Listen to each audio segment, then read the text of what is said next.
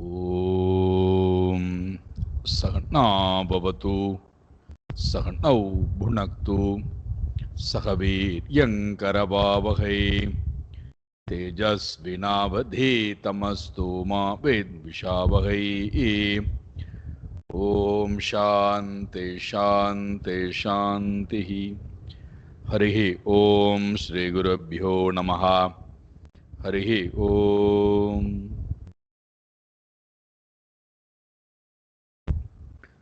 सच्चिदानंदरूपाय विश्वोत्पत्त्यादिहेतवे तापत्रय विनाशाय श्रीकृष्णाय वयं नमः. जन्माद्यस्य यतोऽन्वयात् इतरतश्चार्तेष्वभिज्ञस्वराट् तेने ब्रह्म हृदाय आदिकवये मुह्यन्ति यत्सूरय तेजो वारिमृदां यथा विनिमयो यत्र त्रिसर्गो मृषा धाम्ना स्वेन सदा निरस्तकुहकं सत्यं परं धीमहि. धर्मप्रोञ्झितकैतवोऽत्र परमो निर्मत्सराणां सतां वेद्यं वास्तवमत्र वस्तु शिवदं तापत्रयोन्मूलनं श्रीमद्भागवते महामुनिकृते किं वा परैरीश्वरः सद्यो हृद्यवरुध्यतेऽत्र कृतिभिः शुश्रूषुभिस्तत्क्षणात् निगमकल्पतरोर्गलितं फलं सुखमुखातमृतद्रवसंयुतं पिबत भागवतं रसमालयं मुहुरहो रसिका भुवि भावुकाः. नारायणं नमस्कृत्य नरं चैव नरोत्तमं देवीं सरस्वतीं व्यासं ततो जयमुदीरयेत्. देवीं सरस्वतीं व्यासं ततो जयमुदीरयेत्.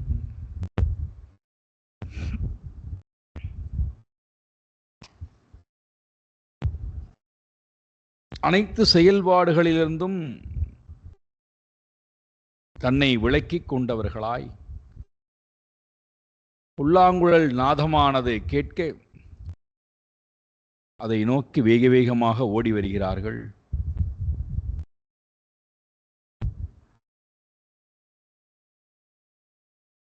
அனைத்தையும் விட்டவர்கள், தர்மத்தை விட்டுவிட்டு, ஆச்சாரத்தை விட்டுவிட்டு, அன்றாடம் செய்ய வேண்டிய செயல்பாடுகளை விட்டுவிட்டு, உறவுகளை விட்டுவிட்டு, உடைமைகளை விட்டுவிட்டு கிருஷ்ணனை நோக்கி வேகமாக கால்கள் நகருகிறது. காரணம், கிருஷ்ணனை அவர்கள் வரித்திருக்கின்ற காரணத்தினாலே.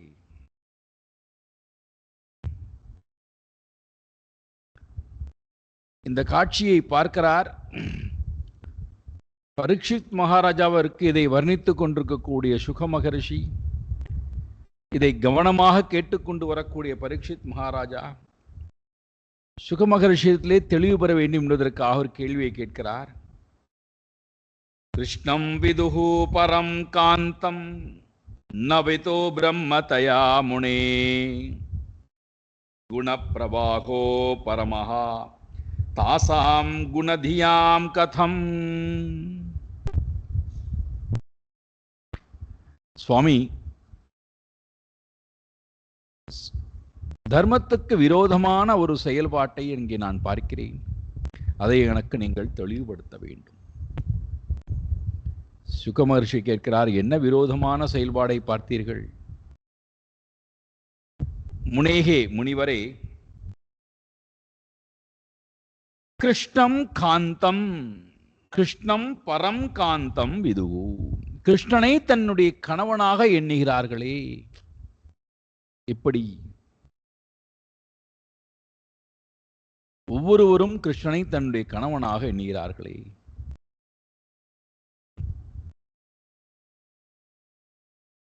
ஒன்று. இரண்டாவது, இவரை பொறுத்த மட்டும் இவர் நினைக்கிறார், கணவனாகத்தான் அவர்கள் எண்ணிக்கொண்டிருக்கிறார்கள். அந்த உறவுக்கு மேலே வேற எந்த ஒரு பாவமும் அவர்களிடத்திலே இல்லையோ என்கின்ற எண்ணமானது பரீட்சித் மகாராஜா அவருடைய மனதிலே தோன்றுகிறது. ஏன்னா எத் பாவம் தத் பவதி, எந்த பாவத்திலே நாம் எண்ணுகின்றோமோ அந்த பாவத்திலேயே நமக்கு இறைவன் காட்சி கொடுக்கிறான். கணவனாக பாவித்தால் கணவனாக காட்சி கொடுக்கிறான், நண்பனாக பாவித்தால் நண்பனாக காட்சி கொடுக்கிறான், குருவாக பாவித்தால் குருவாக காட்சி கொடுக்கிறான், அரசனாக பாவித்தால் அரசனாக காட்சி கொடுக்கிறான், உறவு முறையிலே பாவித்தால் உறவு முறையிலே காட்சி கொடுக்கிறான், இறைவனாக பாவித்தால் இறைவனாகவும் காட்சி கொடுக்கிறான். இவர்கள் உறவு முறை சொல்லிக்கொண்டு கணவனாகத்தானே பாவித்திருக்கிறார்கள். தூ பிரம்மதயான விதுகு, இவர்கள் இறைவனை பிரம்மனாக பாவிக்கவில்லையே, பரமாத்மாவா இவர்கள் இறைவனை எண்ணவில்லையே. அப்படி இருக்க குணதியாம் தாசாம் குணப்பிரவாகோ பரமஹா கதம். கதம் பரமஹா, எப்படி இவர்களுக்கு குணப்பிரவாக உபரமஹா,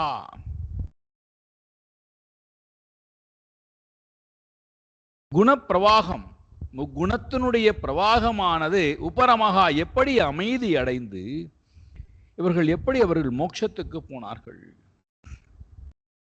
இவர்களோ குணதியாம் தாசாம்,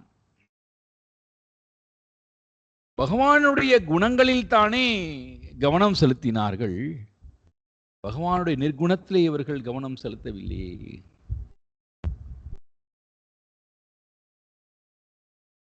ஏன்னா இந்த கேள்வி சாதாரணமாக அவ்வளவு சுலபத்திலே எழாது. கவனமாக சூக்ஷ்மமாக குருவுடன் பிரயாணம் செய்தால்தான் இந்த சூக்ஷ்மமான கேள்வி வரும். இப்ப நமக்கே இந்த கேள்வி வந்துதான் பாருங்கள். பரீட்சித் இந்த கேள்வியை கேட்கவில்லை, நமக்கு வந்திருக்காது. கோபிகாசிகள் கிருஷ்ணனை கணவனாக வரித்தார்கள், அவ்வளவுதான்.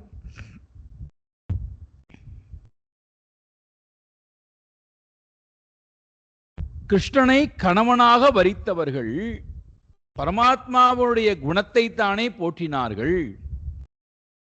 பகவானுடைய நிர்குணஸ்வரூபத்தை அவர்கள் நாடவே இல்லையே, நிர்குணஸ்வரூபத்தை பற்றின அறிவும் இல்லையே. அப்படி இருக்க எப்படி குணப்பிரவாக உபரமகா, குணப்பிரவாகத்துக்கு எப்படி உபரமம் அழிவு என்பது ஏற்பட்டது, முடிவு என்பது ஏற்பட்டது. அந்த குணப்பிரவாகத்திலிருந்து எப்படி அவர்கள் விடுபட்டார்கள்?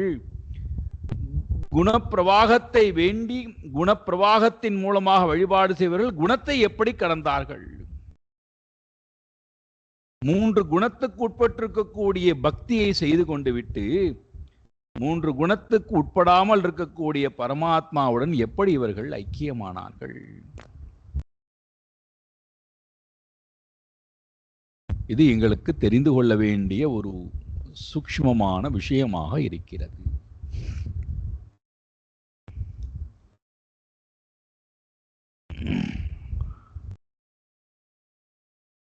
அப்போ பரீட்சித் மகாராஜா நம்பொருட்டு இந்த கேள்வியை கேட்கிறார். அதற்கு பதில் கொடுக்கிறார் சுக மகரிஷி. சிசுபாலன் பகவானுடைய குணங்களைத்தான் எடுத்துக்கொண்டு பகவானை நிந்தித்தான். துவேஷத்தின் மூலமாகவே இறைவனை அடைந்தான் என்று கேள்விப்பட்டிருக்கின்றோம். அவனுக்கு சாயுஜ்யம் கிடைத்தது என்பதை நாம் பார்க்கின்றோம். அப்படி இருக்க இறைவனை துவேஷித்தவனுக்கே மோட்சம் என்று சாயுஜ்யம் என்று சொன்னால், பகவானுடைய வைபவத்திடத்திலே குணங்களிடத்திலே பிரேமை கொண்டவர்களுக்கு சாயுஜ்யம் கிடைக்காதா என்ன? உக்தம் புரஸ்தாத் ஏதத்தே சைத்யஹா சித்திம் யதா கதஹ த்விஷன்னபி ருஷிகேஷம் கிமுதா தோக்ஷஜ பிரியாஹ. யார் ஒருத்தன் அதோக்ஷஜனாக இருக்கக்கூடிய பரமாத்மாவிடத்திலே பிரீத்தியை வைக்கிறானோ, பிரியாகா, அப்பேற்பட்டவன் மோட்சத்தை அடைய மாட்டானா என்ன? எப்படி அது சாத்தியம்?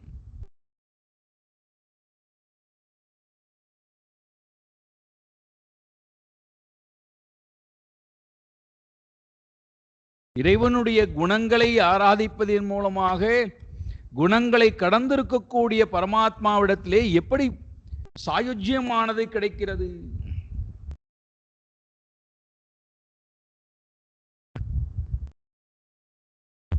நாம் ஏற்கனவே பார்த்தோம், புழுவும் குளவியும் போல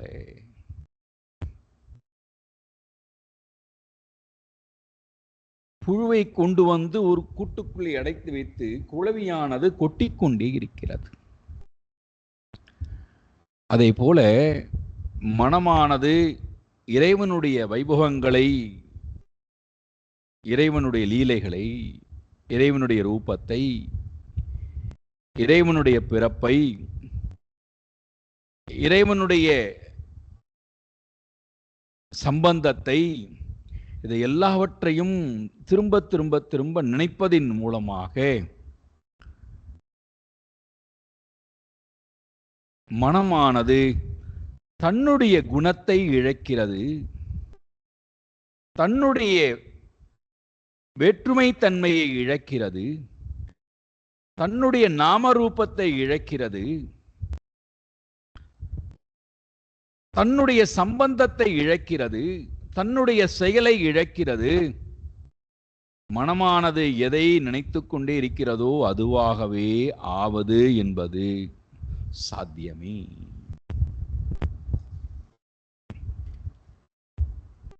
இங்கே இறைவனுடைய குணங்களை நினைப்பதின் மூலமாகவே சாயுஜ்யம் கிடைப்பதற்கு காரணம் என்னவென்றால், நிர்ணாம் நிஸ்ரேயசார்த்தாய வியக்திர் பகவதோ நிர்ப அவ்யயஸ்ய பிரமேயஸ்ய நிர்குணஸ்ய குணாத்மனஹ.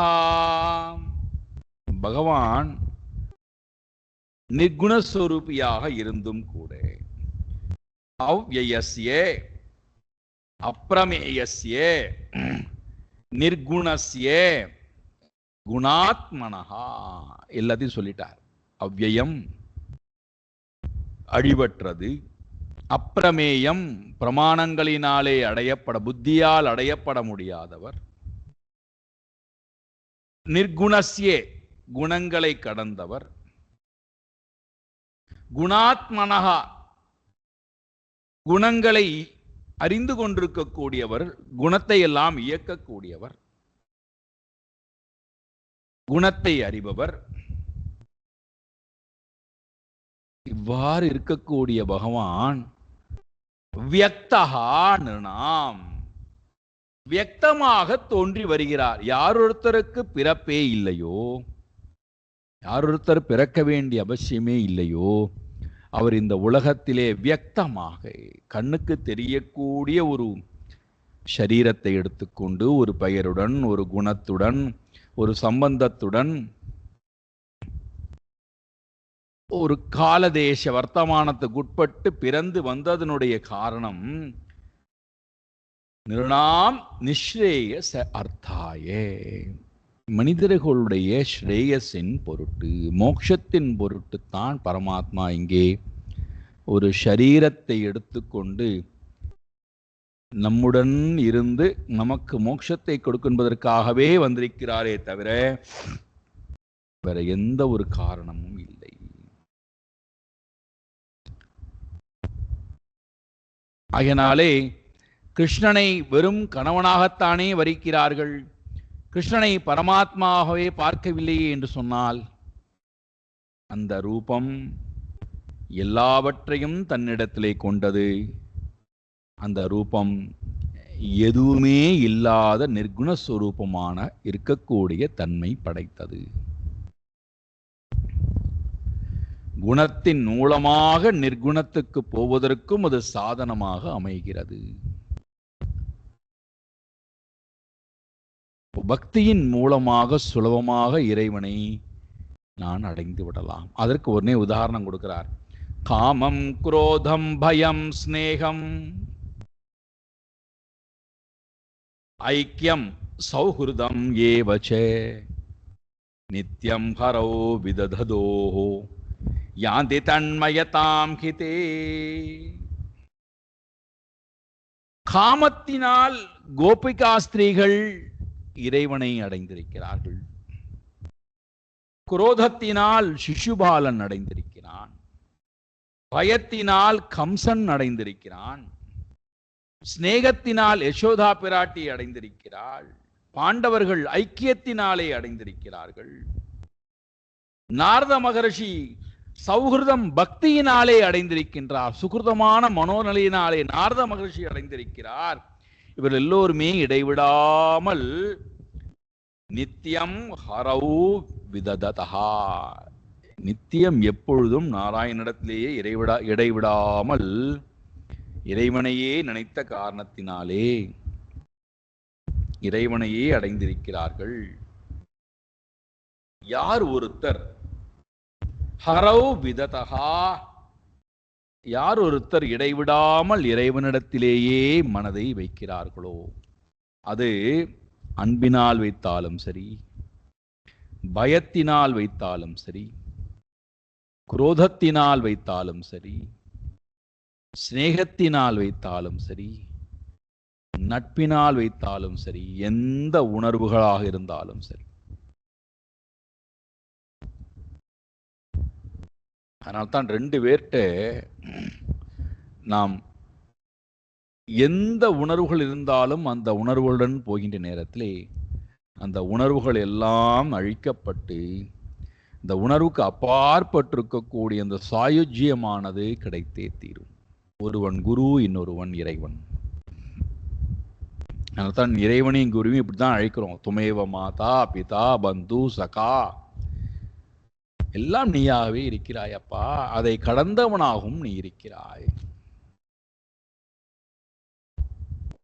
அப்போ எந்த உணர்வுகள் என்னிடம் இருந்தாலும் அந்த உணர்வை இறைவனிடத்திலே நான் இடைவிடாமல் கொண்டு போனால் தே அவர்கள் நிச்சயமாக தன் மயதாம் யாந்தி, அவன் மயமாகவே அடைந்தே தீருவார்கள்.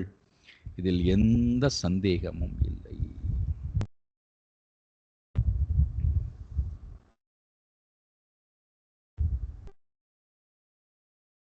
சாதாரணப்பட்ட விருட்சங்கள், விலங்குகள் கூட இறைவனை நினைத்து இறைவனை அடைகின்றது என்றால்,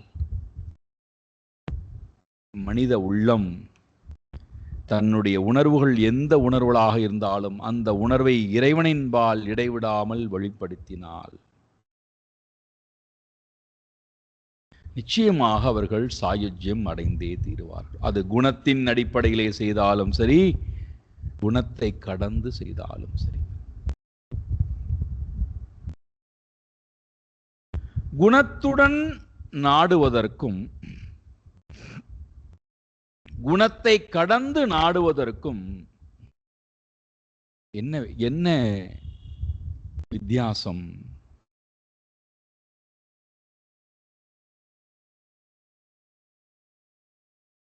குணத்தை கடந்து நாம் நாடுகின்ற நேரத்திலே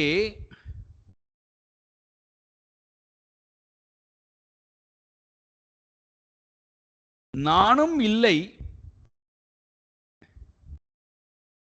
நாடுவதற்கு எந்த பொருளும் இல்லை, பிரம்ம தத்துவம் மட்டும் இருக்கிறது. அதனால தான் அதை அறிவை கொண்டு பிடித்து அதிலேயே நிற்பது நமக்கு ரொம்ப கடினமாக இருக்கு.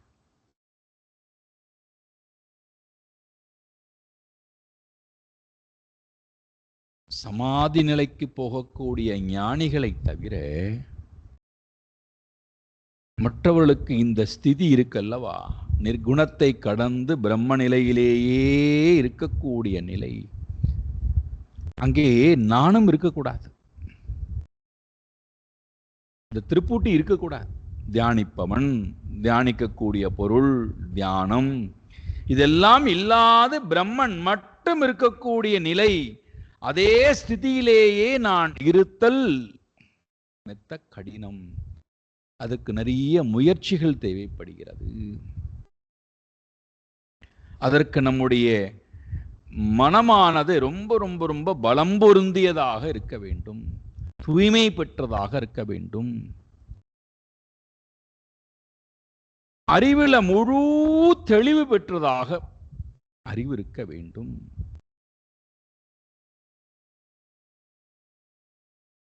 அப்பொழுதுதான் அந்த உண்மை இடத்திலேயே நிலை பெறுதல் என்பது நடக்கும். இல்லைன்னா ரொம்ப கடினம் அந்த நிலையிலேயே இருத்தல், சிதப்பிரஜனாகவே இருத்தல் என்கின்ற நிலை. அப்ப என்ன பண்ணுவது? ரொம்ப சௌலபியமான ஒரு நிலை, இறைவனுடைய குணங்களின் மூலமாக இறைவனுடைய நிர்குணத்துக்கு போவது, இறைவனுடைய குணங்களை திரும்ப திரும்ப திரும்ப எண்ணுவதின் மூலமாக,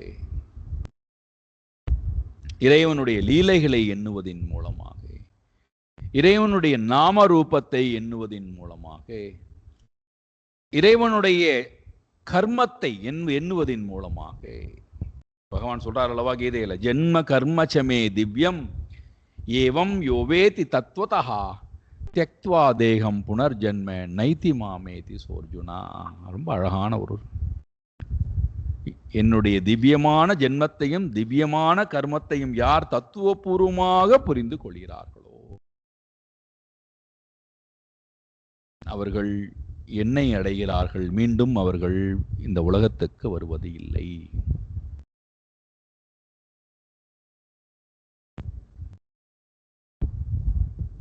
உணர்வு பூர்வமாக இருக்கின்ற மனம் உணர்வு பூர்வமாகவே இறைவனை நாடட்டுமே. இப்ப என்ன தவறு வந்தது? உணர்வை கடந்து உணர்வுக்கு அப்பாற்பட்டிருக்கக்கூடிய பரமாத்மாவை நாடு என்றால் உணர்வு நிலையிலே இருக்கக்கூடிய நான் ரொம்ப கஷ்டப்படுவேன், என்னுடைய மனம் ரொம்ப கஷ்டப்படும். அப்ப என்ன பண்ணுவது? உணர்வோட கூடியிருக்கக்கூடிய நான் உணர்வுகளுக்கு நல்ல மருந்தாக இருக்கக்கூடிய இறைவனுடைய வைபவத்தை சிந்திக்க கொடுப்பதின் மூலமாக, எண்ண கொடுப்பதின் மூலமாக, தியானிக்க கொடுப்பதின் மூலமாக,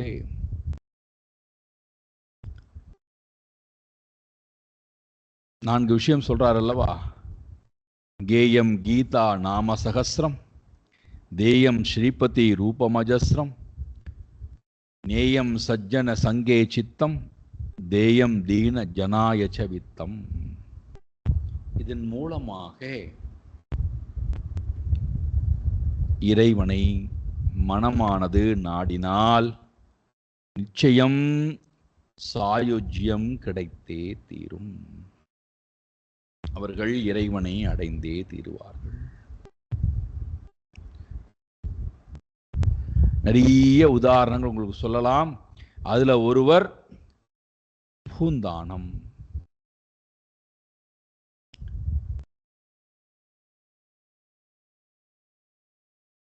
பூந்தானமானவர் பகவானால் ஏற்றுக்கொள்ளப்பட்ட பரம பக்தர். ஆனால் பூந்தானம் நாராயண பட்டதிரியை தன்னுடைய குருவா வரிக்கிறார். ஆனால் நாராயண பட்டதிரி பூந்தானத்தை தன்னுடைய மாணவனாக ஏற்றுக்கொள்வதற்கு தயாராக இல்லை. அதனால் அவர் எழுதக்கூடிய காவியங்களை எல்லாவற்றையும், எல்லா படைப்புகளையுமே நிந்தனை பண்றார், ஏளனம் செய்கிறார். அவருடைய பக்தியையும் சரி, அவருடைய இலக்கியங்களையும் சரி, அவருடைய வாழ்க்கை முறையவே ஏளனம் செய்கிறார், நிந்தனை செய்கிறார் பட்டதிரி. அவருக்கு கர்வம். நாம் சமஸ்கிருதம் படித்திருக்கிறோம், நமக்கு வேத வேத வேத சாஸ்திரங்கள் எல்லாம் நமக்கு கரை கண்டதாக இருக்கிறது, நாம் இதை கொண்டு இறைவனை கூப்பிட்டால் வந்தே தீருவாருங்கிற எண்ணமெல்லாம் அவருக்கு ரொம்ப. இவனோ படிப்பறிவில்லாதவன், இவன் என்ன இலக்கியங்கள் எழுதுவது? பாருங்கள், நான் இறைவனை ஒரு ரூபமாக பார்க்க ஆசைப்படுகிறேன். எந்த ரூபத்தை தியானிக்கலாம் சொல்லுங்கள்னு கேட்கிறார். போய் அவர்கிட்ட போய் யார் தூக்கி எழுகிறாரோ, மாணவனாக ஏற்றுக்கொள்ள தயாராக இல்லையோ, அவர்கிட்ட போய் இவர் கேட்கிறார், நான் எந்த பரமாத்மாவுடைய மூர்த்தியை தியானிக்க, எரும மாட்டை போய் தியானம் பண்ணுங்கிறார். இவர் தன்னுடைய குரு சொன்னது வேத வாக்கா எடுத்துக்கொண்டு எரும மாட்டையே இறைவனாக பாவித்து தியானம் பண்றார். உண்மைதானே? அவர் நிந்தித்து சொன்னாரோ அல்லது ஏளனப்படுத்தி சொன்னாரோ அல்லது இவருக்கு ஏதோ ஒன்று கொடுத்து தொலையணும் என்பதற்காக ஒன்று சொன்னாரோ, பகவானுடைய வாகனம் தானே அதுவும். கால பைரவர் யமனுடைய வாகனம் தானே, காலன் சிவபெருமான் தானே. அப்போ சிவனுடைய வாகனம், அப்போ வாகனத்தின் மூலமாக வாகனத்து மேலே இறைவன் வந்துதானே ஆக வேண்டும். அப்போ எரும மாட்டை தியானிக்கிறாராம், சிவனாகவே தியானிக்கிறாராம். வடக்குநாதருடைய உற்சவமூர்த்தி வெளியே வர வேண்டும், பிராகாரத்தை கடந்து வெளி பிராகாரத்துக்கு வர வேண்டும். உள் பிராகாரத்திலிருந்து வரமாட்டேன்னு சொல்லுகிறது, இடிக்கிறது. ஒவ்வொரு நாளும் அந்த வழியாகத்தான் எடுத்துக்கொண்டு வருவார்கள். இந்த முறை இந்த வாகனமானது வெளியிலே வராமல் அவர்களை தடுக்கிறது, கஷ்டப்படுத்துகிறது. பூந்தானம் பார்க்கிறார், சரித்து எடுத்துக்கொண்டு வாருங்கள். இவர்களுக்கு ஒன்றும் புரியல. எப்பொழுது நாம நேரத்தின கொண்டு வருவதற்கு சரித்து எடுத்துக்கொண்டு வர சொல்கின்றார் என்று எல்லோரும் அவர் சொன்ன பிரகாரமே வலது பக்கம் சரித்து எடுத்துக்கொண்டு வந்தால் உற்சவமூர்த்தி வெளியில வந்துட்டார், பல்லக்கு வெளியில வந்து விட்டது. எல்லோரும் கேட்கிறார்கள், ஏன் சரித்து எடுத்துக்கொண்டு வர சொன்னீர்கள்? பகவானுடைய வாகனம் எரும மாடு அந்த கொம்பு முட்டி கொண்டிருந்தது அந்த வாசலில் இருக்கக்கூடிய கல்லிலே, தூணிலே, அதனால் சரித்து எடுத்துக்கொண்டு வர சொன்னேன்னார். பூந்தானத்துக்கு காட்சி கொடுத்து கொண்டிருக்கார், கண் முன்னாடி பார்க்கிறார் பகவானையும் அவருடைய வாகனத்தை.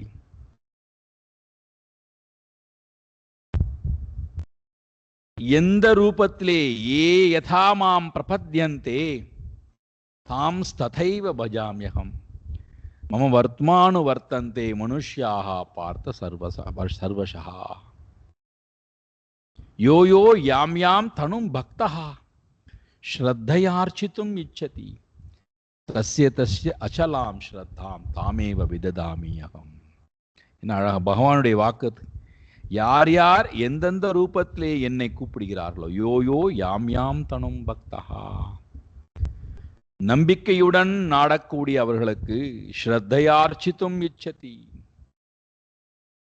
தஸ்ய தஸ்ய அச்சலாம் ஸ்ரத்தாம், அந்த மாறாத ஸ்ரத்தையை நான் உறுதிப்படுத்துகின்றேன். அந்த ஸ்ரத்தையின் மூலமாகவே, அந்த மூர்த்தியின் மூலமாகவே அவர்களுக்கு நான் அனுகிரகத்தை செய்கின்றேன்.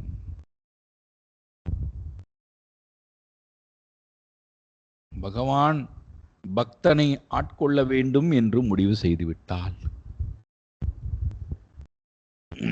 மற்றது எல்லாம் புறம் தள்ளப்படுகிறது. அவனுக்கு ஞானம் இருக்கின்றதா, யோகம் இருக்கின்றதா, சாஸ்திரத்திலே நிபுணனாக இருக்கின்றானா, ஒரு குருவிடத்திலே முறையாக உட்கார்ந்து கொண்டு படித்தவனாக இருக்கின்றானா,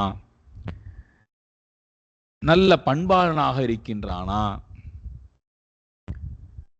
எவ்வளவு தவம் ஏற்றிருக்கின்றான், எத்தனை வருடங்கள் தவம் ஏற்றிருக்கின்றான், என்ன புண்ணிய பலன் இருக்கின்றது, அங்கே ஒன்றும். இறைவனுடைய கணக்கே வேறு. இறைவன் ஒருவனை ஆட்கொள்ள வேண்டும் என்று முடிவு செய்துவிட்டால் இந்த முறையில்தான் ஆட்கொள்ள வேண்டும், எந்தெந்த லட்சணங்கள் இருந்தால்தான் ஆட்கொள்ள வேண்டும்.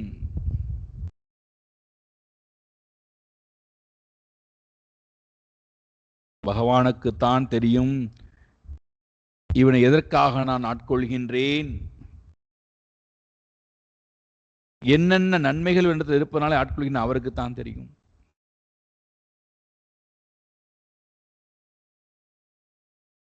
நாம் செய்ய வேண்டியது ஒன்றே ஒன்றுதான். குணத்துடன் கூடி இறைவனை நாடுகின்றோமா, அல்லது குணத்தை கடந்திருக்கக்கூடிய இறைவனை நாம் நாடுகிறோமா? குணத்தை கடந்து நான் போகும்போது நான் அறிவால் வலிமையாக பற்ற வேண்டும். அப்ப அறிவுல தெளிவு இருந்தாத்தான் வலிமையா பற்றுவேன். உபனிஷத்து ஞானத்தின் மூலமாக என்னுடைய பிரமாண சந்தேகம் நிவர்த்தி ஏற்பட்டிருக்க வேண்டும், பிரமேய சந்தேக நிவர்த்தி ஏற்பட்டிருக்க வேண்டும். எனக்கும் பரமாத்மாவுக்கும் உள்ள எல்லா கேள்வி பதில்களும் நீங்கி தெளிவு பெற்று இதுதான் பிரம்மத்தினுடைய சொரூபம், அதைத்தான் நான் தியானிக்கிறேன், அதை தவிர்த்து வேறு ஒன்றுமே இல்லை என்கின்ற அந்த தெளிவான அறிவு இருந்து அதுல போய் அமர்தல் என்பது, அறிவை கொண்டு அதிலேயே அமர்தல் என்பது மர்க்கட பக்தி, மார்ஜர பக்தின்னு சொல்வார்கள் அல்லவா. குரங்கு குட்டியானது குரங்குனுடைய உடம்பை வலிமையாக பற்றி பிடிப்பதை போல மர்க்கடம்,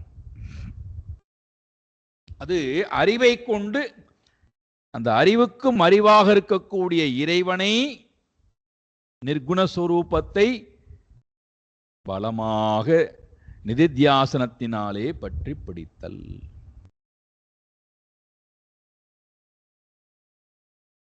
ரொம்ப கடினம். எல்லாம் இருக்கணும், நமக்கு எல்லாம் இருந்தால் ரொம்ப சுலபம், இல்லைன்னா அது ரொம்ப கஷ்டம். மார்ஜர பக்தியில பாருங்கள், முழு நம்பிக்கை, முழு நம்பிக்கை.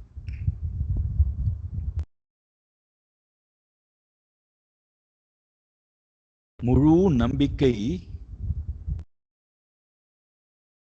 முழு சரணாகதி.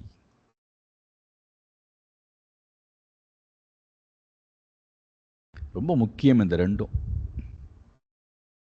சகுண பக்தியில இந்த ரெண்டும் ரொம்ப முக்கியம். முழு நம்பிக்கை, பூர்ண விஸ்வாசம். இரண்டாவது பூர்ண சரணாகதி.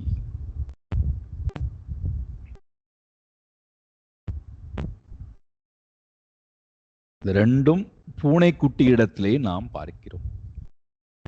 தன் தாயிடத்திலே பூர்ண விஸ்வாசம், தன் தாயிடத்திலே பூர்ண சரணாகதி.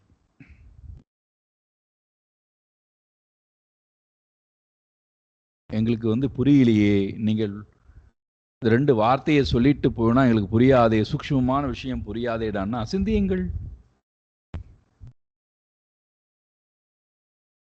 இறைவனிடத்திலே நான் போகும்போது எனக்கு இந்த பூர்ண நம்பிக்கை, பூர்ண விஸ்வாசம்,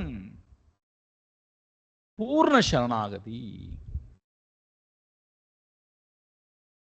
இந்த ரெண்டும் கோபிகாஸ்திரிகளிடத்திலே, இந்த கௌமாரிகளிடத்திலே இருந்த காரணத்தினாலே தான் பூர்ண விஸ்வாசமும் பூர்ண சரணாகதியும் இருந்த காரணத்தினாலே தான் அனைத்தையும் தூக்கி எறிந்து விட்டு வந்து விட்டார்கள். பாருங்கள், ஒருவேளை அவர்களுக்கு பூர்ண நம்பிக்கை இறைவனின் பால் இல்லைன்னு வச்சுப்போம், இங்கிருந்து வருவதற்கே யோசிப்பார்கள். நான் அங்கே போனால் இங்கே இவர்கள் ஏற்றுக்கொள்வார்களா மாட்டார்களா, இங்கே இருக்கக்கூடியவர்களை விலக்கி விட்டால் என்ன பண்ணுவது, அங்கே போய் இறைவன் என்னை கைவிட்டு விட்டால் என்ன பண்ணுவது, இங்கும் இல்லாமல் அங்கும் இல்லாமல் வாழ்க்கை நிர்கதியாக ஆகிவிட்டால் என்ன பண்ணுவது. இந்த சலனம், இந்த மகா விஸ்வாசத்திடத்திலே எனக்கு எப்பொழுது அவநம்பிக்கை வருகிறதோ அப்பொழுது நம்முடைய மனம் இறைவனிடத்திலும் போகாது, வீட்டிலும் வாழ பிடிக்காது, பரிதவிக்கக்கூடிய நிலையை நாம் பார்க்கலாம். இதையும் விட மனமில்லை, அங்கும் உறுதியுடன் போவதற்கும் மனமில்லை.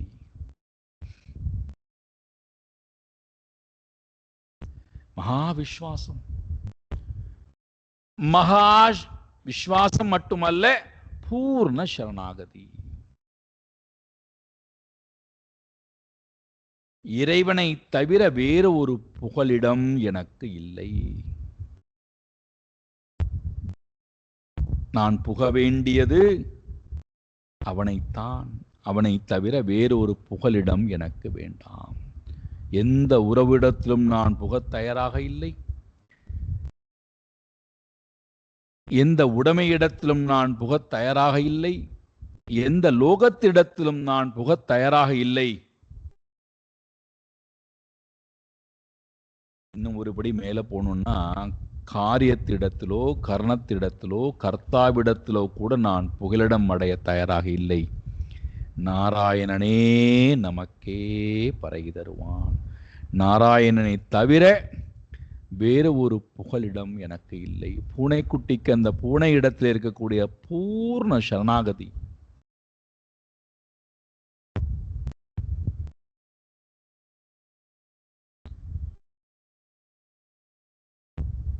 அப்போ என்ன ஆகுண்டான்னா, இந்த பூனைக்குட்டி தன் தாயவே நினைத்து கொண்டிருக்கிறது.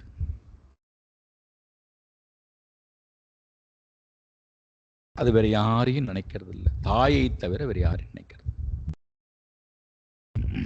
அதனால்தான் தாயவே நினைப்பதனால் தனக்கு கஷ்டம் வரும்போது தாயை கூப்பிடுகிறது.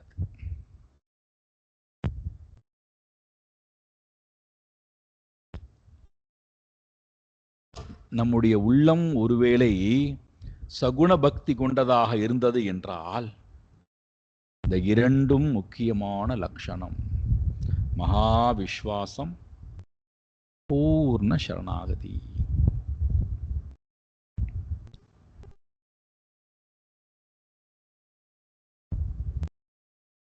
இந்த ரெண்டும் உடைய உள்ளத்திற்கு இறைவனுடைய குணங்களை சதா நினைப்பது சுலபம். இறைவனுடைய ரூபத்தை தியானிப்பது சுலபம். இறைவனுடைய லீலைகளை எண்ணுவது சுலபம். இறைவனுக்கும் பக்தனுக்கும் உள்ள சம்பந்தத்தை, பரமாத்மாவினுடைய அவதாரத்தினுடைய சம்பந்தத்தை எண்ணி பார்ப்பது சுலபம். பகவானுடைய பிறப்பை பற்றி எண்ணி பார்ப்பது சுலபம். அப்போ இதையே திரும்ப திரும்ப திரும்ப எண்ணி பார்க்கிறான், பேசுகின்றான், கேட்கின்றான், பார்க்கின்றான். அதுவாகவே அவன் வாழ்ந்து கொண்டிருக்கிறான்.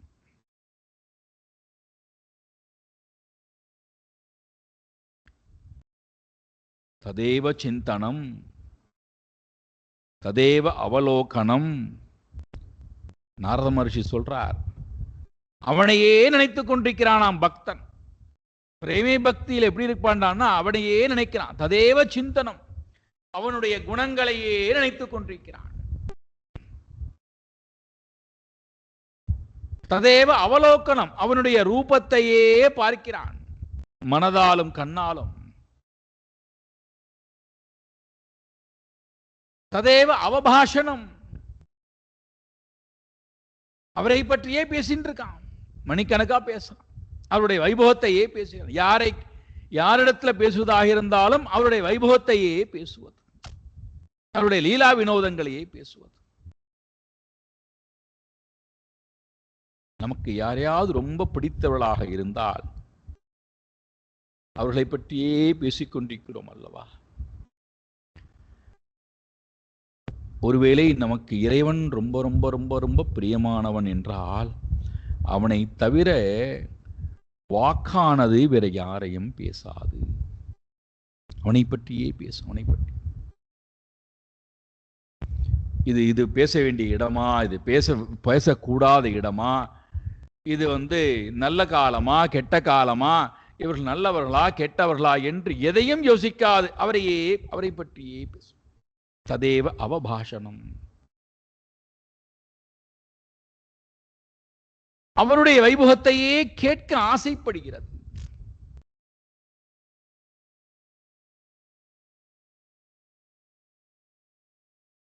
இந்த முறையிலே யாருடைய உள்ளமானது நாராயணனிடத்திலேயே போகிறதோ அப்பேற்பட்டவர்கள் சகுண வழிபாடு செய்தால் என்ன? அவர்கள் கட்டாயம் சாயுஜ்யத்தை அடைந்தே தீருவார்கள்.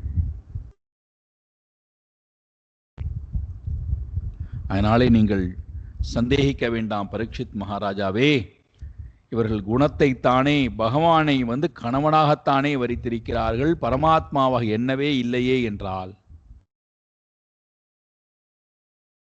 இறைவனுடைய குணத்தின் மூலமாக இறைவனிடத்திலேயே சரணம் அடைந்தவர்கள். இந்த சரணாகதி என்று வருகின்ற நேரத்திலே ரொம்ப ரொம்ப அழகான ஒரு பண்பு அது. சரணாகதி என்று வருகின்ற நேரத்திலே நாம் யாரிடம் சரணம் அடைகின்றோமோ, இறைவனிடத்திலே நான் சரணம் அடைந்து விட்டால் எனக்கு என்னென்னலாம் வேண்டுமோ அதை அவன் பார்த்து கொள்வான். என்ன தேவையோ அதை அவன் பார்த்து, உணவாக இருக்கலாம், உடைமையாக இருக்கலாம், உறவாக இருக்கலாம், உணர்வுகளாக இருக்கலாம், அறிவாக இருக்கலாம், குலமாக இருக்கலாம், காரியங்களாக இருக்கலாம், என்ன என்ன எனக்கு வேண்டுமோ. 2 வார்த்தையில பகவான் முடிச்சிட்டார். நீ எனக்காக வாழ், என்னையே நினைத்து கொண்டு வாழ், உனக்கு என்ன தேவையோ அதை நான் பார்த்துக் கொள்கிறேன். யோகக்ஷேமம் வகாமி.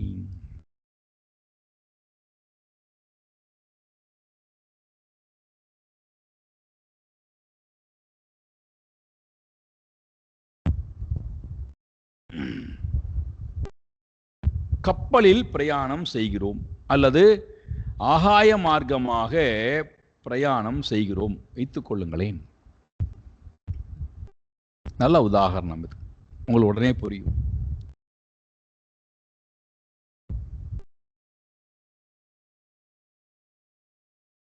அந்த ஆகாய மார்க்கமாக பிரயாணம் செய்யக்கூடிய நமக்கு அந்த பிரயாணத்திற்கு உண்டான அனுமதி சீட்டு பெற்றிருக்க வேண்டும், அவ்வளவுதான். ஒரு இடத்திலிருந்து இன்னொரு இடத்துக்கு போவதற்கு உண்டான பயணச்சீட்டை நாம் பெற்றிருக்க வேண்டும். அந்த தகுதி, பிரயாணம் செய்வதற்கு உண்டான தகுதி அது. இந்த இருக்கை, நான் அமர வேண்டிய இருக்கை, அதற்கு இவ்வளவு விலையை நான் கொடுத்து இவ்வளவு பயண தூரத்தை இவ்வளவு மணி நேரத்திலே நான் கடக்க வேண்டும். இந்த நாள் நான் பிரயாணம் செய்ய போகிறேன். அப்போ என்னுடைய புண்ணிய வசத்தினால, புண்ணிய பலனால நான் ஒரு இருக்கையை உறுதி செய்து கொண்டு ஒரு பயணச்சீட்டை பெற்று அதற்குண்டான இருக்கையிலே போய் நான் அமர்கிறேன். இப்போ இந்த இருக்கையிலே அமருதல் வரைக்கும் தான் நம்முடைய வேலை. அப்போ நாம் என்ன பண்ணிட்டோம், நம்ம கொண்டு போய் அந்த வாகனத்திடத்திலே, அது ஆகாய மார்க்கமாக போகக்கூடிய வாகனமாக இருந்தாலும் சரி, கடல் மார்க்கமாக ஜலத்தின் மார்க்கமாக போகக்கூடிய வாகனமாக இருந்தாலும் சரி, அல்லது தரையிலே போகக்கூடிய வாகனமாக இருந்தாலும் சரி, அந்த வாகனத்திடத்திலே போய் நாம் நம்மை ஒப்படைக்கிறோம். அந்த வாகனத்தை புகலிடமாக கொண்டு அந்த வாகனத்தை செலுத்தக்கூடிய அவன் கேப்டன் சொன்னாலும் சரி, அல்லது ரயிலாக என்று சொன்னால் ரயிலில் இருக்கக்கூடிய ரயில் இன்ஜினியராக இருந்தாலும் சரி, அல்லது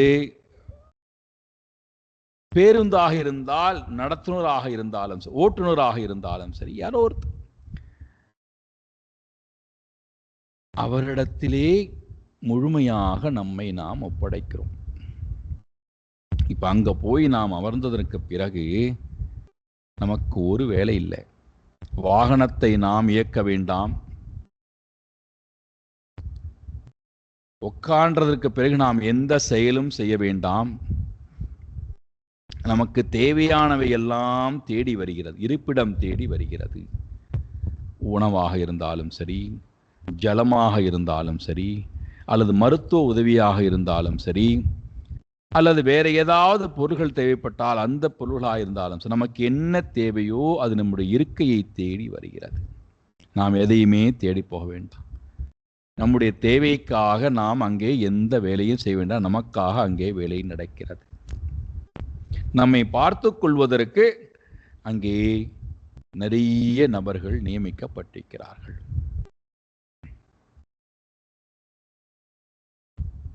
நம்மை எடுத்துக்கொண்டு போகக்கூடிய அந்த வாகன ஓட்டி இருக்கிறான் அல்லவா, அவனை முழுமையாக நாம் நம்புகின்றோம், அவனிடத்திலே முழுமையாக தஞ்சம் அடைந்து விடுகிறோம். அது எப்படி தெரியும்டான்னா, நாம் முழுமையாக தஞ்சம் அடைந்து விட்டோம், முழுமையாக நாம் நம்புகிறோம் என்பதற்கு நாம் எந்த அறிவை பயன்படுத்தி இப்படி போக வேண்டுமா, இந்த வழிமுறையிலே போக வேண்டுமா, இந்த பாதையை பின்பற்ற வேண்டுமா, நான் போகின்ற பாதை சரியா தவறா, எந்த சிந்தனையும் இல்லை. ஏறி அமர்ந்து வாகனம் புறப்பட ஆரம்பித்த உடனே நாம் என்ன பண்ணுகிறோம், தூங்க ஆரம்பித்து விடுகிறோம்.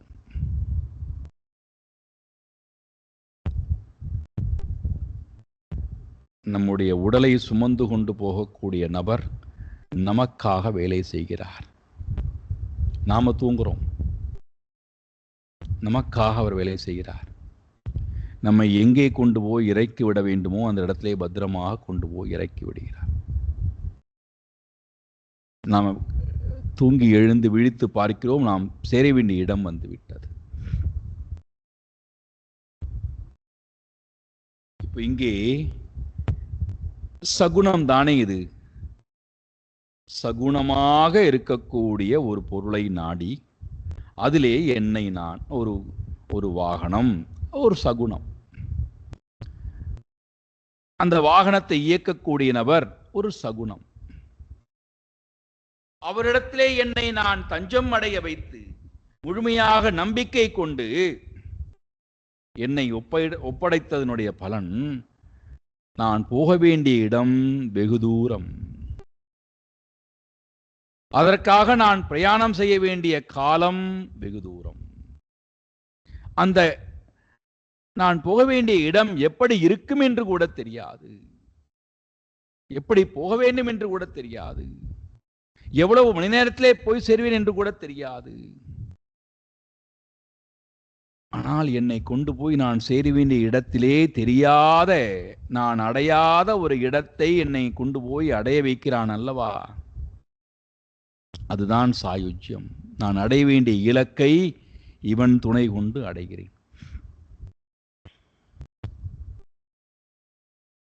இந்த உதாகரணம் நமக்கு ஏற்புடையதாக இருந்தால், கண்ணுக்கு தெரியக்கூடிய இறைவனுடைய அவதாரம், அதனால்தான் அவதாரத்தில் 5 விதமான அவதாரம் சொல்வார்கள் அல்லவா, பூர்ண அவதாரம், அம்ச அவதாரம், நித்திய அவதாரம், ஆத்தியாத்மிக அவதாரம், விபவ அவதாரம். இப்போ இதுல இறைவன் பூர்ண அவதாரம் எடுத்து வந்ததுதான் ராம அவதாரம், கிருஷ்ண அவதாரம். மற்ற அவதாரங்கள் எல்லாம் அம்ச அவதாரத்திலே வருகிறது. அதை விட ரொம்ப கிரேட்டஸ்ட் அவதாரம் என்றால் நித்திய அவதாரம். அவதாரம் தொடர்ந்து நடந்து கொண்டே இருக்கிறது. அதை விட இன்னும் ஒரு அழகான அவதாரம் அந்தராத்மா, ஆத்தியாத்மிக அவதாரம். ஒவ்வொருத்தரும் தன்னுடைய உண்மை சுரூபத்தை உணர்ந்து அவதார புருஷனாக மாறுவது.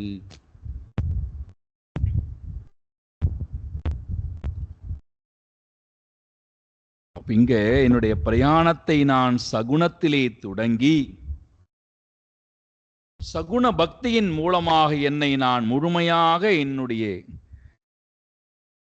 குருவிடத்திலோ அல்லது இறைவனிடத்திலோ என்னை நான் முழுமையாக ஒப்படைத்து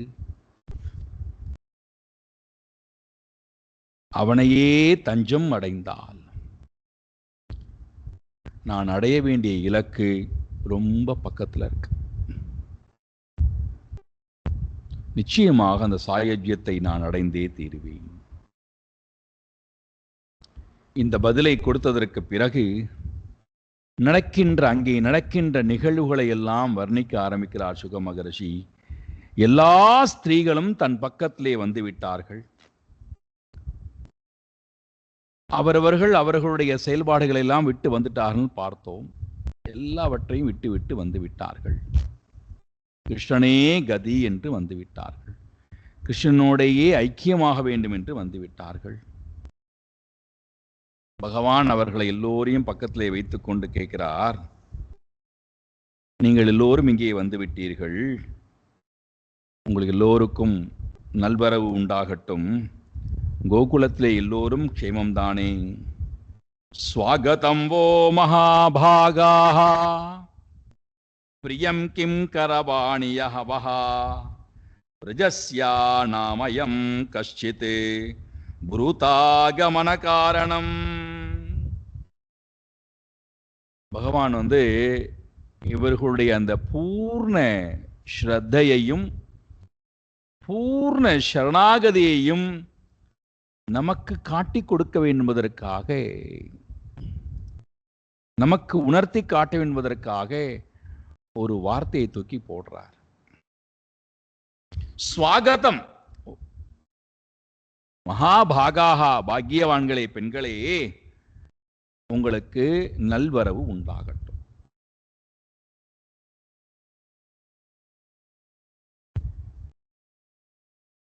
கிம் பிரியம் கரவாணி வகா, உங்களுக்கு நான் எவ்வகையிலே பிரியத்தை செய்ய போகின்றேன் தெரியவில்லை. என்னை நம்பி வந்துவிட்டீர்கள், உங்களுக்கு நான் எப்படி பிரியத்தை செய்யட்டும்? எந்த முறையிலே பிரியத்தை செய்யட்டும்? பேசுவதின் மூலமா, பாடுவதின் மூலமாகவா, ஆடுவதின் மூலமாகவா, வாழ்வதின் மூலமாகவா? எப்படி நான் உங்களுக்கு பிரியத்தை செய்ய போகின்றேன்? எந்த மாதிரி உங்களுக்கு பிரியம் செய்யப்பட வேண்டும் தெரியவில்லை. கிம் கரவாணி, கிம் பிரியம் கரவாணி,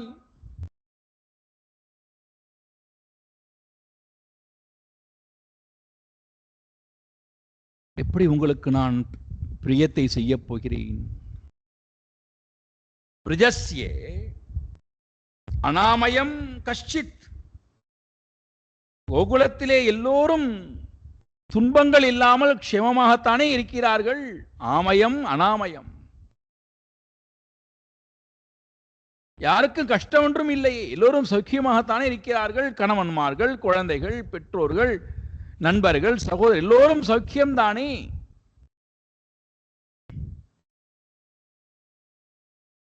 அப்படி இருந்தால், எல்லோரும் சௌக்கியமாக இருந்தால், பிரியமாக இருந்தால், ஆகமன காரணம் ப்ரூத், இதுதான்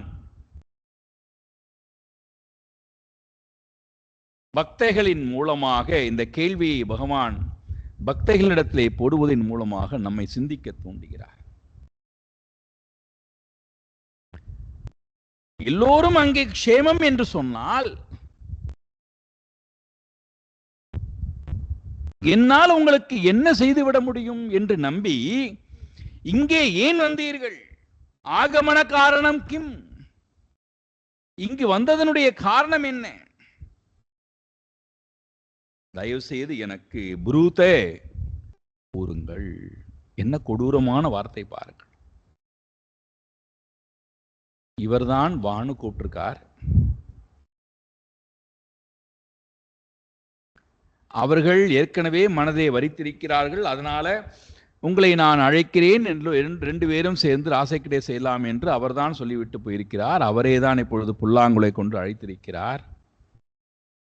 அதை நம்பி அவர்களும் எல்லாவற்றையும் விட்டு விட்டு இங்கே வந்து விட்டார்கள். வந்த ஸ்திரீகளிடத்திலே கேட்கிறார், ஆகமனம் காரணம் கிம், இங்கே வந்ததனுடைய காரணம் என்ன? என்னை நோக்கி நீங்கள் வர வேண்டும் என்று சொன்னால், ஒன்று அங்கே ஏதாவது கஷ்டம் இருந்தால் இங்கே நீங்கள் வரலாம். உங்களை எல்லோரும் உதாசீனப்படுத்தினார் என்று சொன்னால் இங்கே வரலாம். செல்வ குறைபாடு இருந்தால் இங்கே வரலாம். இந்த மூன்று வைத்துக் கொள்ளுங்களேன். ஆர்த்த, அர்த்தார்த்தே, ஜிக்ஞாசு. இந்த மூன்றுல ஏதாவது ஒரு குறைபாடு இருந்தால் அதை சரி செய்து கொள்வதற்கு இங்கே வரலாம். அங்கே எல்லோரும் க்ஷேமம் என்று சொன்னால், பிரஜபூமியிலே எல்லோரும் க்ஷேமமாக இருக்கிறார்கள் என்றால் நீங்கள் நிச்சயமாக க்ஷேமமாகத்தானே இருக்க வேண்டும். அவர்களை உங்களை விடவே மாட்டார்களே. அங்கே க்ஷேமமாக இருக்கும்போது க்ஷேமமான இடத்தை விட்டுவிட்டு, க்ஷேமத்திற்குரிய வாழ்க்கையை விட்டுவிட்டு இங்கே என்ன கிடைக்கும் என்று வந்தீர்கள்? என்னிடத்தில் என்ன கிடைக்கும் என்று வந்தீர்கள்? என்னால் உங்களுக்கு என்ன செய்துவிட முடியும்?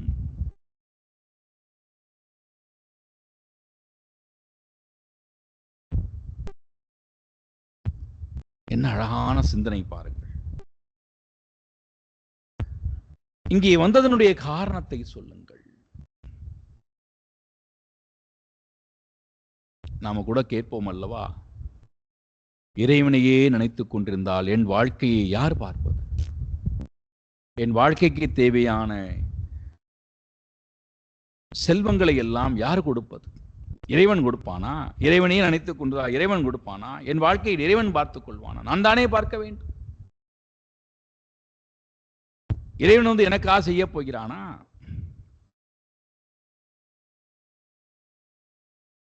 இதெல்லாம் நடைமுறை வாழ்க்கைக்கு ஒத்தே வராது. இறைவனை நேரம் இருந்தால் இறைவனை ஒரு 5 நிமிடம் தொழுது விட்டு போகிறோம். இறைவனையே நினைத்துக் கொண்டு இறைவனுக்காக வாழ்கின்ற வாழ்க்கை எல்லாம் அபத்தமான வாழ்க்கை, ஏமாற்று வாழ்க்கை. நம்ம பேசிக்கொண்டிருக்கிறோம்.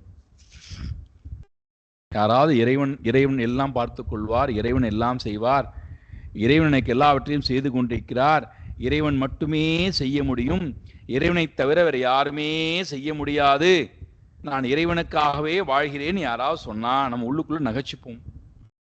பெரியவர்களாக இருந்தால், பலம் படைத்தவளாக இருந்தால் அவர்கள் எடுத்து பேச முடியாது, உள்ளுக்குள்ள நகைச்சுப்போம். நகைப்பு என்பது வரும். வெளியிலே வார்த்தை சொல்ல மாட்டோம், பின்னாடி போய் பேசுவோம். இது இயலாமையிலே பிதற்றிக் கொண்டிருக்கிறது, பைத்திய மாதிரி பேசிக் கொண்டிருக்கிறது. எல்லாம் இறைவன் பார்த்துப்பார், இறைவன் பார்த்துப்பார். வாழ தெரியவில்லை. இதற்கு நம்முடைய வாழ்க்கை நம்ம கையில் அல்லவா இருக்கிறது. நாம் அல்லவா உழைக்க வேண்டும், நாம் அல்லவா சம்பாதிக்க வேண்டும், நாமெல்லாம் நம்முடைய குடும்பத்தை கவனிக்க வேண்டும். இறைவன் வந்து நமக்காக செய்ய போகிறான். நம்பாலும் நமக்கு நம்பிக்கை இல்லை, சாஸ்திரத்தின்பாலும் நம்பிக்கை இல்லை, இறைவனின்பாலும் நம்பிக்கை இல்லை, இறைவனையே நம்பி வாழ்ந்து கொண்டிருக்கக்கூடிய பக்தர்களிடத்திலும் நம்பிக்கை இல்லை. நம்முடைய வாழ்க்கை என்னன்னு தான் சொல்றது.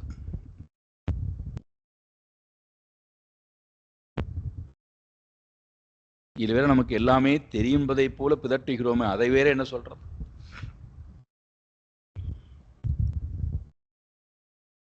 பகவான் இந்த கேள்வியை இங்கே கேட்பதனுடைய நோக்கம், எல்லோரும் அங்கே க்ஷேமம் என்று சொன்னால் நீங்கள் இங்கே வந்ததனுடைய காரணம் என்ன?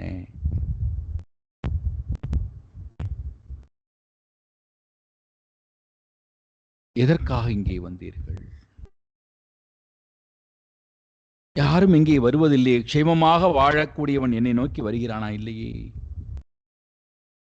செல்வம் வந்து கொண்டே இருக்கக்கூடியவன், செல்வத்தை தினந்தோறும் அதிகப்படுத்தி வாழ்ந்து கொண்டிருக்கக்கூடியவன், நல்ல உறவு முறைகளோடு இருக்கக்கூடியவர்கள், நல்ல சந்ததிகளோட வாழக்கூடியவர்கள், ஆரோக்கியமாக இருக்கக்கூடிய இறைவனை நோக்கி போகிறார்களா என்ன? இறைவனை சிந்திக்கிறாங்களா என்ன?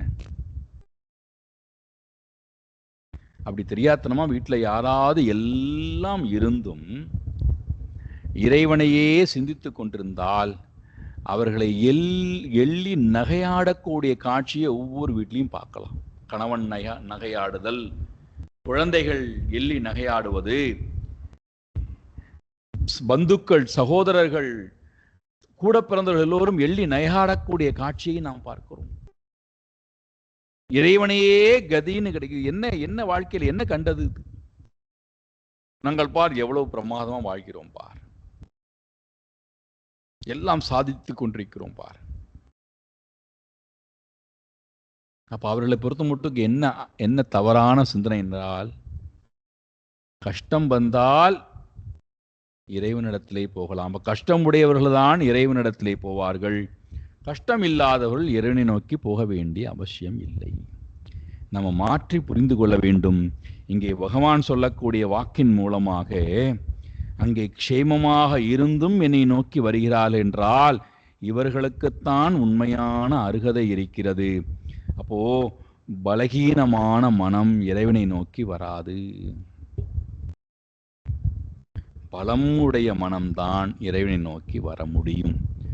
பலம் உடைய மனம் இறைவனை நோக்கி வந்தால்தான் பூர்ண சரணாகதையும் பூர்ண ஸ்ரத்தையும் கொள்ளுமே தவிர பலகீனமான மனதினால் பூர்ண ஸ்ரத்தையும் பூர்ண சரணாகதையும் அடைய முடியா. ரொம்ப அழகான இடம். அடுத்த வாரம் விரிவாக சிந்திப்போம். ஓம் பூர்ணமதః பூர்ணமிதம் பூர்ணாத் பூர்ணமுதச்யதே பூர்ணஸ்ய பூர்ணமாதாய பூர்ணமேவாவசிஷ்யதே. ஓம் சாந்தி சாந்தி சாந்தி. ஹரி ஓம் ஸ்ரீ குருभ्यो நமः. ஹரி ஓம்.